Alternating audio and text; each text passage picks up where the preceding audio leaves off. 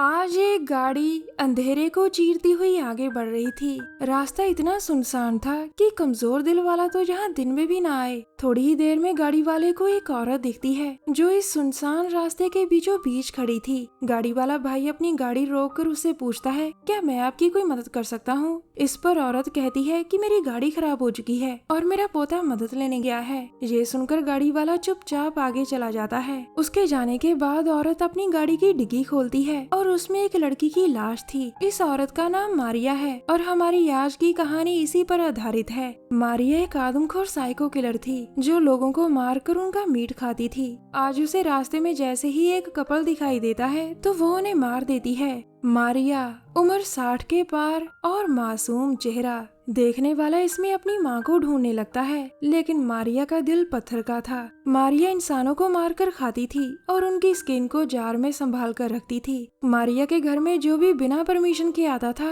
मारिया उसे मार देती थी। मारिया का घर शहर से दूर था और वो अपने पोते टोनी के साथ रहती थी। टोनी भी मारिया की तरह आदमखोर था और वो मारिया की पूरी सच्चाई जानता था। एक दिन मारिया उससे कहती है, तुम तो काम करने शहर चले जाते हो टोनी, और पीछे मैं अकेली रह जाती हूँ। मुझे एक केयर टेकर चाहिए जो मेरा ध्यान रख सके। इसके बाद मारिया नेट पर एक पोस्ट डालती है जिसमें वो लिखती है कि मुझे एक केयर टेकर की जरूरत है। कुछ दिनों बाद अब कहानी में हमें दो बहनें दिखाई जाती हैं। एक का नाम ईवा और दूसरी का नाम डेब था। ईवा को काम की जरूरत थी, इसलिए वो नेट पर नौकरी ढूंढ रही थी। थोड़ी ही देर में उसे मारिया की पोस्ट दिखती है। इस पोस्ट में लिखा था कि मुझे केयर टेकर की जरूरत है। ये पोस्ट देखकर ईवा मारिया को फोन करती है और मारिया उसे अपने घर आने को कहती है। अगले दिन सुबह जैसे ही टोनी दरवाजा खोलता है तो उसे सामने ईवा खड़ी दिखती है। वो उसे अंदर बुलाकर बैठने को कहता है और खुद एक गुप्त कमरे में चला जाता है। इस गुप्त कमरे में मारिया इंसानों को काटती थी। टोनी जैसे ही उसे ईवा के बारे में बताता है तो वो सब कुछ छोड़कर ईवा से मिलने आ जाती है। अब मारिया उससे कहती है, तुम्हें खाना बनाने की जरूरत नहीं है, वो मैं खुद ही अच्छा बना लेती हूँ। तुम्हें तो बस मेरे साथ रहना है और मेरा ध्यान रखना है। ईवा उसकी हर बात को ध्यान से सुन रही थी और आखिर में मारिया कहती है, तुम्हारा कोई भी दोस्त मेरे घर नहीं आ सकता।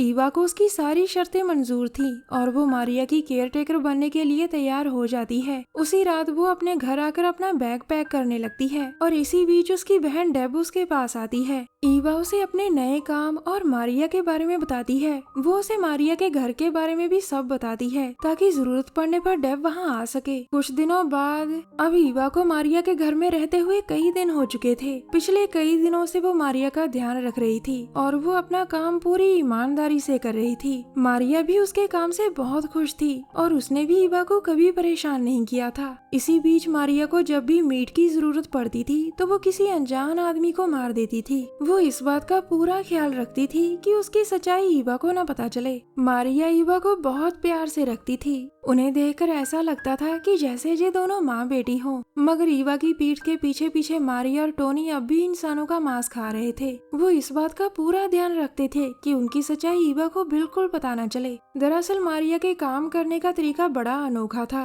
वो सबसे पहले किसी अनजान आदमी को तलाशती थी और फिर कोई बहाना बनाकर उसे अपने साथ ले जाती थी। जब वो आदमी उसके घर में आ जाता था तो वो मौका देखकर उसे मार देती थी। कुछ दिनों बाद एक रात ईवा की बहन डेब एक पार्टी में आती है। वो ईवा को फोन कर कहती है, आज हमारी सहेली का जन्मदिन है और मैं उसी की पार्टी में हूँ। तुम्हें भी पार्टी में आना चाहिए, यहाँ शरेआम फ्री की दारू चल रही है। उसकी बात सुनकर ईवा भी पार्टी में चली आती है और दोनों बहनें जमकर दारू पीती है। इसी पार्टी में ईवा को अपना दोस्त डैनियल मिलता है जिससे ईवा बहुत प्यार करती थी। ईवा ने पार्टी में काफी दारू पी ली थी और वो नशे में आकर डैनियल को अपने साथ मारिया के घर में ले आती है। ये दोनों जैसे ही घर में आते हैं तो उनकी आवाज सुनकर मारिया जाग जाती है। अब ईवा डैनियल को लेकर अपने कमरे में पहुंच जाती है और तभी मारिया उन्हें देख लेती है। एक अनजान लड़के को अपने घर में देखकर मारिया को बहुत गुस्सा आता है। वो जल्दी जल्दी कुल्हाड़ी उठाकर ईवा के कमरे में आती है और उन दोनों पर वार कर उन्हें बेहोश कर देती है। कुछ देर बाद ईवा को होश आता है जिसे एक दीवार के साथ बांध रखा था। इसी कमरे के कोने में डैनियल भी था और उसे भी अभी अभी होश आया था। अब मारिया ईवा से कहती है, मैंने तुमसे पहले ही कहा था कि मेरे घर में तुम्हारे दोस्त नहीं आने चाहिए, मगर तुमने मेरी बात नहीं मानी और मेरे घर का नियम तोड़ा। इतना कहकर वो कुल्हाड़ी उठाती है और उन दोनों का सिर काट देती है। अगले दिन मारिया के घर उसका फैमिली फ्रेंड आता है। मारिया उसे ईवा और डैनियल का मीट खाने को देती है जिसे खा खाकर वो कहता है, तुम बहुत अच्छा मीट बनाती हो।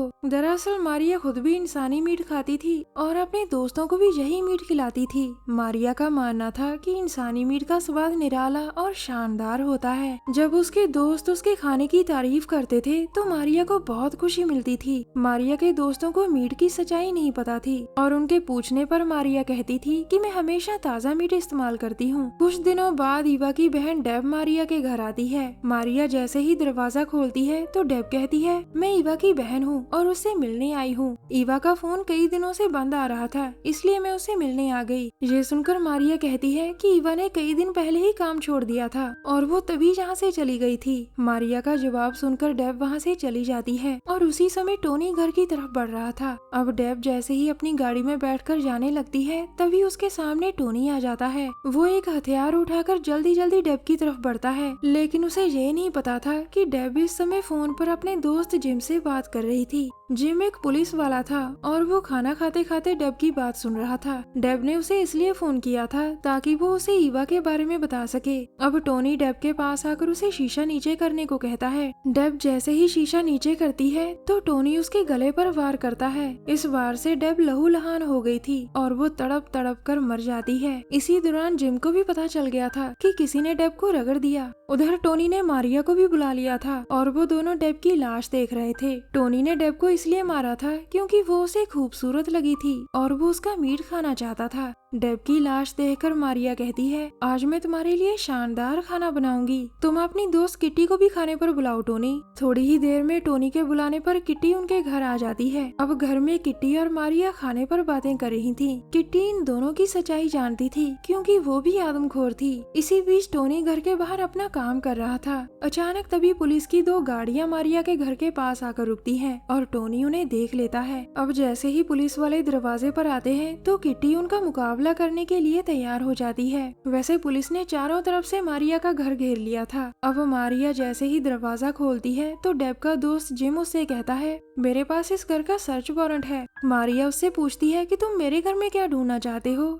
इस पर जिम बताता है कि हम ईवा और डेब नाम की 2 बहनों को ढूंढ रहे हैं। उधर पुलिस भी घर के भीतर आ चुकी थी और देखते ही देखते वो पूरे घर में फैल जाती है। इसी बीच जिम मारिया के बेडरूम में जाता है और उसे बेडरूम में एक पुरानी लाश दिखती है। इससे पहले वो मारिया को पकड़ पाता, मारिया उस पर वार कर उसे बेहोश कर देती है। उधर टोनी भी आकर पुलिस का मुकाबला करने लगता है, लेकिन उसे एक पुलिस वाली गोली मार देती है। इस गोली से टोनी बहुत जख्मी हो गया था, लेकिन मरने से पहले वो पुलिस वाली को काट देता है। अब जख्मी टोनी के पास किट्टी और मारिया आती हैं। टोनी की हालत देखकर वो दोनों बहुत दुखी होती हैं और जब टोनी मर जाता है तो वो दोनों बहुत रोती हैं। कुछ देर बाद पुलिस की कई टीमें मारिया के घर पहुंच चुकी थी और उन्हें घर में कई लाशें मिलती हैं। पुलिस ने पूरे घर की तलाशी ले ली थी, लेकिन उन्हें घर में किट्टी और मारिया कहीं नहीं मिलती।